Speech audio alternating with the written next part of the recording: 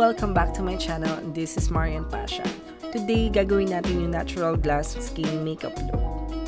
First, linisin ko muna yung face ko using Nivea Micellar Water para makapag-start tayo ng walang residue sa face natin. So, ang goal natin dito ay glass skin and we need to ace our base to achieve that.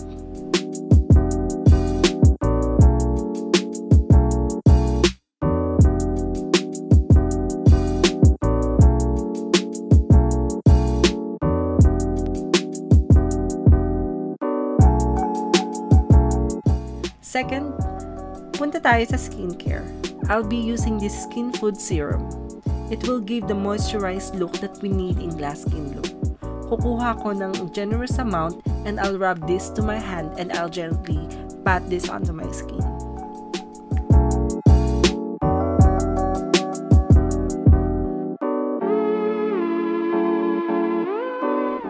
And the last skincare we need is eye serum from Prreti. Marami na ulit yung mukha niya kasi yung dinrub niya, hinampas. Thank you sa comment ng camera woman ko ha. Very helpful. This will help us to brighten our under eyes. And magbibigay siya ng healthy puff sa eyes natin. Gently massage the product sa under eye area.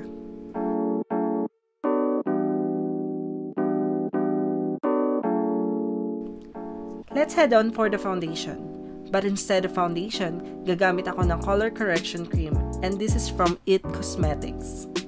Iwa-warm ko muna to sa fingers ko, then saka ko siya i-apply sa face ko para mas maganda yung spread niya sa skin. As you can see, this product has SPF 50, kaya malakas yung bounce ng ilaw sa kanya. I will not recommend to use this product at night look kasi hindi siya magiging maganda sa pictures na may flash, but perfect for everyday look. This product has also anti-aging and hydrating serum, and it will be perfect for glass skin effect in the long run.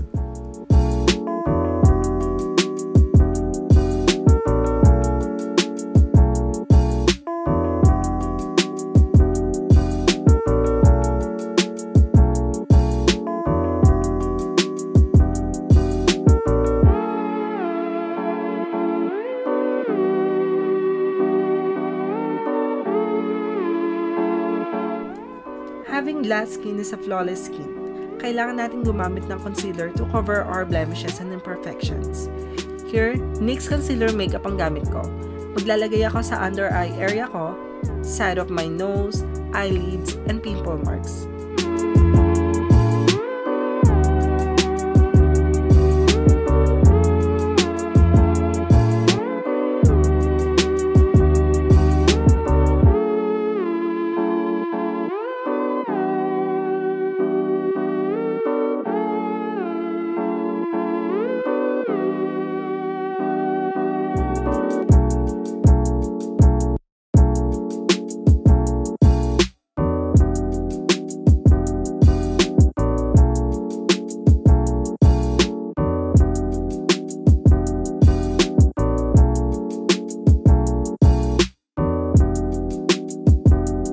This is optional. I try to contour my nose using darker concealer.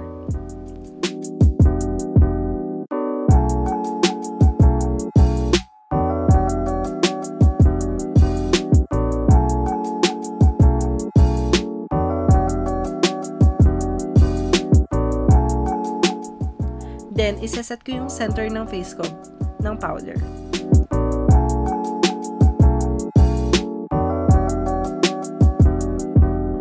For blush, I'll be using a tint blush for my cheeks. Para ma-achieve ko yung natural blush, nire-recommend ko na gumamit kayo ng cream or tinted blush onto the foundation before you set the powder.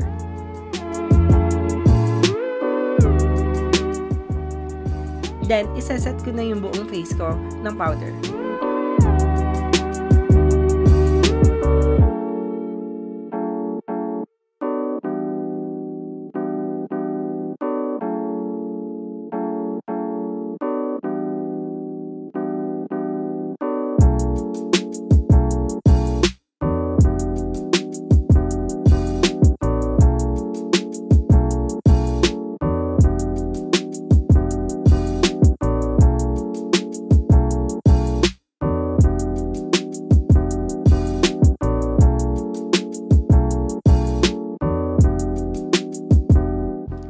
Let's head on to the brows. I'll be using a powder eyeshadow that is close to the color of my brows. Fill in the gaps and blend it in seamlessly.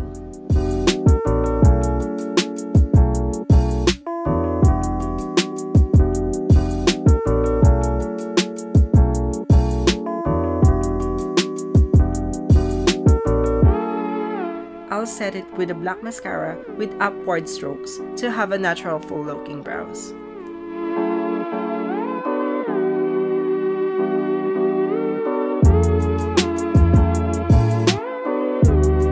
I'll be using this Nudes Maybelline eyeshadow. Kukunin ko tong brown eyeshadow na may shimmer, then apply ko lang siya sa buong lids ko and sa under eye.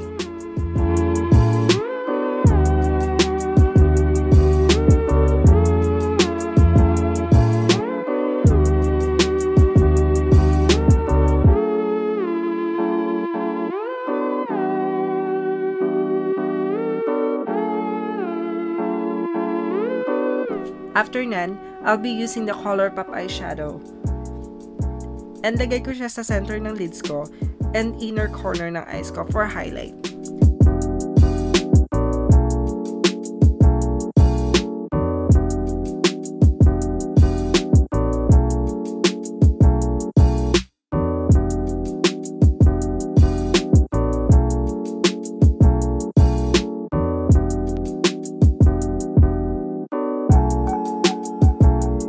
Para naman sa highlights ng brow bone, kunin ko tong pink champagne highlight color.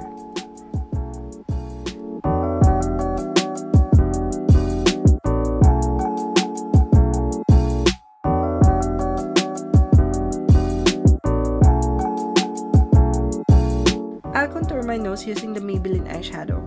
Gagamitin ko yung light brown, then apply ko siya sa side ng nose ko.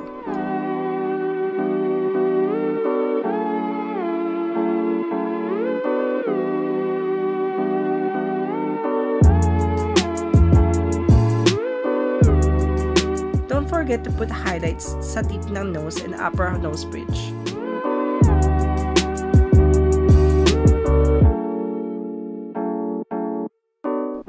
I'll be using LA Colors eyeshadow to line my eyes. Gagamitin ko yung darkest shade ng brown from the palette, then apply ko as close to my lash line. Magka-create ako ng subtle wing to give more drama to the eyes, and the reason why I didn't use black, kasi gusto kong maging subtle yung eye area ko for natural look. Next, coat your lashes with mascara just like so.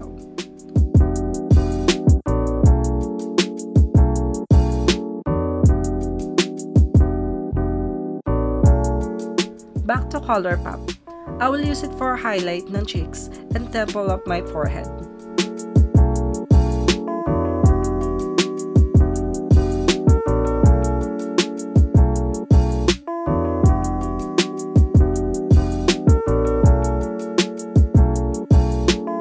For lips, I'll be using my favorite Clay Crush Creamy Matte Lipstick from Maybelline.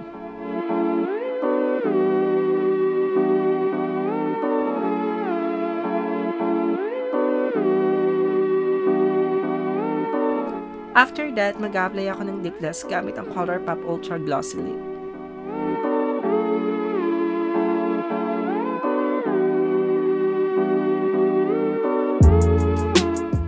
Then, additional highlights sa Cupid's bow ko.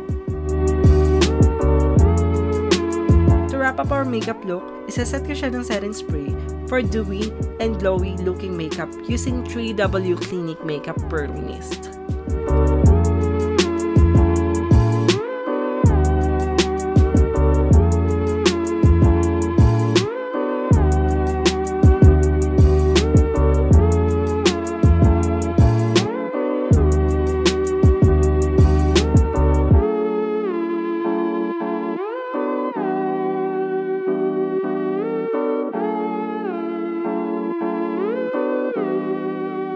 And the look is done.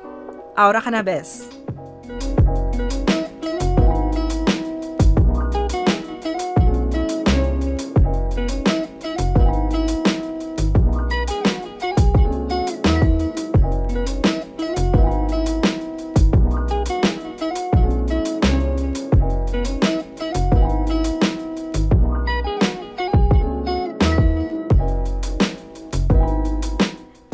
watching this tutorial. I hope you enjoyed this video. Please don't forget to like this video and subscribe. You can comment down below if you have any suggestions on my channel. You can follow me on these social media accounts. Also, special thanks to K Villa for editing my amazing video. Salamat!